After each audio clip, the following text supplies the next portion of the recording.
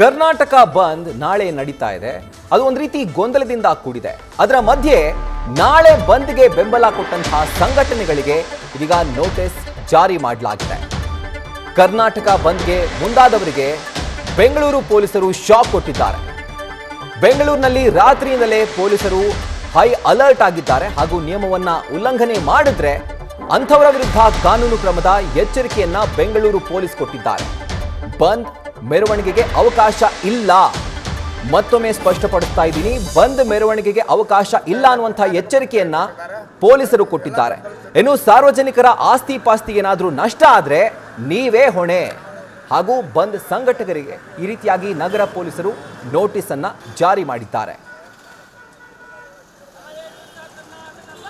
Details ಅನ್ನು ಕೊಡ್ತಾರೆ ಇದ್ರ ಬಗ್ಗೆ ನಮ್ಮ ಪ್ರತಿನಿಧಿ ಸತ್ತಾರ್. ಒಂದು ರೀತಿ ಸತ್ತಾರ್, ಬಂದ್ ಒಂಥರ ಗೊಂದಲದಿಂದ ಮೂಡಿದೆ. ಈ ಒಂದು ಪೊಲೀಸರ ನೋಟಿಸ್ಗೆ ಸಂಘಟನೆಗಳ ಉತ್ತರ ಏನು ಅಂತ?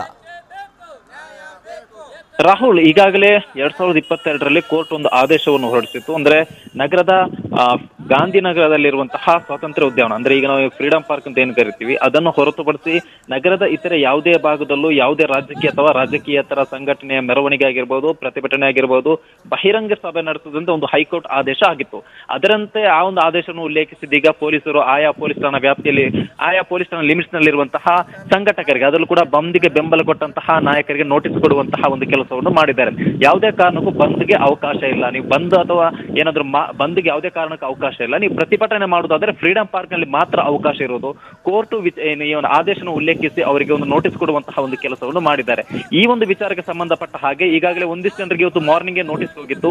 ಇದೇ ವಿಚಾರ ಉಲ್ಲೇಖಿಸಿ ಇವತ್ತು ಕನ್ನಡ ಒಕ್ಕೂಟದ ಅಧ್ಯಕ್ಷರಾಗಿರುವಂತಹ ವಾಟಾಳ್ ನಾಗರಾಜ್ ಅವರು ಕೂಡ ತಮ್ಮ ಸಂಘಟಕರಿಗೆ, ಅಂದ್ರೆ ಯಾರೆಲ್ಲ ಬಂದ್ಗೆ ಬೆಂಬಲ ಸೂಚಿಸಿದ್ದಾರೆ ಅವರಿಗೆ ಯಾವುದೇ ಕಾರಣ ಕೂಡ ನೋಟಿಸ್ಗೆ ಉತ್ತರ ಕೊಡಬೇಡಿ, ಮತ್ತೆ ಯಾವುದೇ ಕಾರಣಕ್ಕೂ ಕೂಡ ನೀವು ಸ್ಟೇಷನ್ಗೆ ಹೋಗಬೇಡಿ, ಅರೆಸ್ಟ್ ಆದ್ರೆ ಆಗ್ಲಿ ಅನ್ನೋ ನಿಟ್ಟಿನಲ್ಲಿ ಒಂದು ಸಂದೇಶವನ್ನು ರವಾನಿಸಲು ಇದೇ ಒಂದು ವಾಟಾಳ್ ನಾಗರಾಜ್ ಅವರ ಸ್ಟೇಟ್ಮೆಂಟ್ ಏನಿದೆ ಅದೇ ಸ್ಟೇಟ್ಮೆಂಟ್ಗೆ ಇದೀಗ ಬಹುತೇಕ ಸಂಘಟಕರು ಸ್ಟಿಕ್ ಆನ್ ಆಗಿರುವಂತದ್ದು. ಯಾವುದೇ ಕಾರಣಕ್ಕೂ ನೋಟಿಸ್ಗೆ ಉತ್ತರ ಕೊಡೋದಾಗ್ಲಿ ಅಥವಾ ನಾವು ಸ್ಟೇಷನ್ಗೆ ಹೋಗ್ಲಿ ಮತ್ತೆ ನಾವು ಬಂದ್ ಮಾಡ್ತೀವಿ ಅಥವಾ ಈ ಒಂದು ನೋಟಿಸ್ಗೆ ಉತ್ತರ ಕೊಡುವಂತಹ ಯಾವುದೇ ಕೆಲಸವನ್ನು ಅವರು ಮಾಡಿಲ್ಲ. ಈಗ ಸಂಘಟಕರು, ಅದರಲ್ಲೂ ಕೂಡ ಪ್ರಮುಖವಾಗಿ ಯಾರೆಲ್ಲ ಕನ್ನಡ ಒಕ್ಕೂಟ ಅಧ್ಯಕ್ಷರಾಗಿರುವಂತಹ ವಾಟಾಳ್ ನಾಗರಾಜ್ ಅವರ ಬಂದ್ಗೆ ಬೆಂಬಲ ಸೂಚಿಸಿದಾರೋ ಅವರೆಲ್ಲರೂ ಬಹುತೇಕವಾಗಿ ನೋಟಿಸ್ ಹೊರತಾಗಿ ನಮ್ಗೆ ನೋಟಿಸ್ ಬಂದಿದ್ದು ಓಕೆ, ಬಟ್ ನಾವು ಯಾವುದೇ ಕಾರಣಕ್ಕೂ ಬಂದ್ನಿಂದ ಹಿಂದೆ ಸರಿಯಲ್ಲ ಅನ್ನೋ ನಿಟ್ಟಿನಲ್ಲಿ ಬಂದ್ಗೆ ಅಂದ್ರೆ ನೋಟಿಸ್ಗೆ ವಿರುದ್ಧ ಅಂದ್ರೆ ನಾವು ಬಂದ್ ಮಾಡೇ ಮಾಡ್ತೀವಿ ಅನ್ನೋ ನಿಟ್ಟಿನಲ್ಲಿ ಅವರು ಇದೀಗ ಸಿದ್ಧತೆ ಮಾಡ್ಕೊಂಡಿರುವಂತದ್ದು. ಇದರ ಹೊರತಾಗಿ ಒಂದಿಷ್ಟು ಕೆಲವೊಂದು ನಾಯಕರಿಗೆ ಬೇರೆ ಬೇರೆ ಪೊಲೀಸ್ ಸ್ಟೇಷನ್ ಲಿಮಿಟ್ಸ್ ನಿಂದ ಹೋಗಿದೆ.